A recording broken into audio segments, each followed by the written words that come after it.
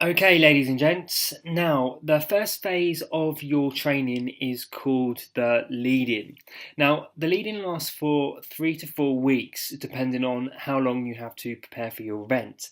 It has two very important purposes and is a vital step that really sets the stage for the rest of your training. Now, the first purpose of the lead in is to adjust your body and mind to regular exercise and long distance running. You see, many of you will not have exercised with consistency for years, and the worst thing you can do is go out and try to run 10 miles. That's not how you approach marathon training or any endurance training. You see, we are habitual by nature, therefore, we need to get into the habit of running and build running into your working weeks. Okay, so at the start, we want to be going out for small, bite sized runs that gradually increase in time and difficulty. We've got a problem saying it. At the end of each run, you want to feel exercised, but at the same time, that you could have run a bit further. You see, going out for small, bite sized runs does two things. It slowly adjusts your body and your mind to running longer distances. But the key thing here is the mind. You see, running a marathon or any endurance event is more an exercise of your mind than it is your body. The mind will always give up before your body does, every single time. Therefore, we need to work on your mindset, and we do that by getting you into a frame of mind where you're happy and proud for every run and every workout that you've done, because every workout and run that you do really is an achievement that you should be proud of. But at the same time, we want you to feel like, I'm so happy I've just done that 30-minute run, but I really feel like I could have gone for 35 minutes, or I really feel I could have gone for an extra 10 minutes. That's the mindset we want to get you in.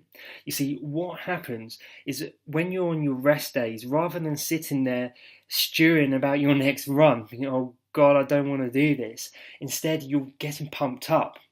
You see, you're more fired up. You're like, yes, I done 30 minutes last time and I know I had 35 minutes in me.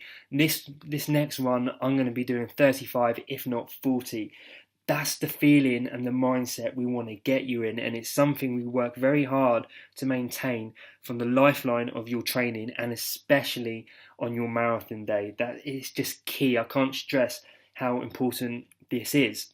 Now, to give you an example from my own experience, when I was training for the Ironman, I started swimming again. Now, I hadn't done any swimming for about a year, but I was always quite a strong swimmer.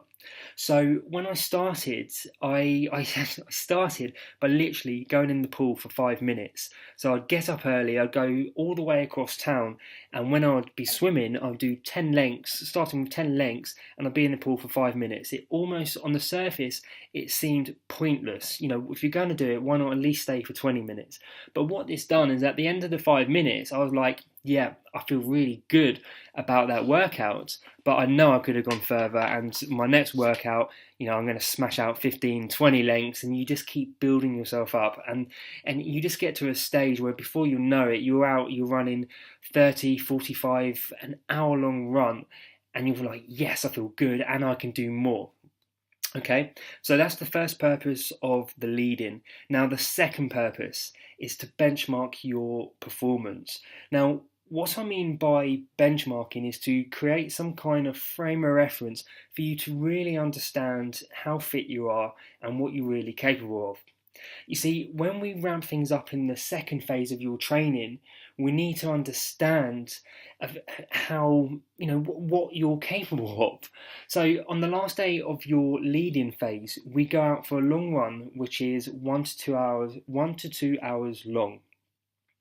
At the end of the lead-in phase, I don't want you to be thinking, or during the lead-in phase, I don't want you to be thinking about the marathon and the rest of your training. I want you to be purely focused on this long run. You see, we want to answer some questions. We want to know: are you able to run 1 hour straight without stopping? Can you run 2 hours without stopping? If not, can you? You know, how long can you run without stopping? What's stopping you from running longer? See, these are questions that we need to answer because they directly affect what happens in the second phase of your training. You see, if you can go out and run 2 hours straight, then there's little point in going out for 30-minute runs on the rest of your training. Instead, we'd incorporate longer runs and hill runs to get some variation and varying gradients.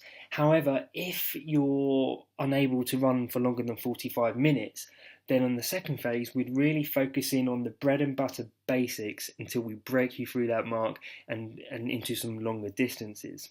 So the lead-in phase is all building up to this performance benchmark run, which you will do on the last day of the last week in your lead-in phase.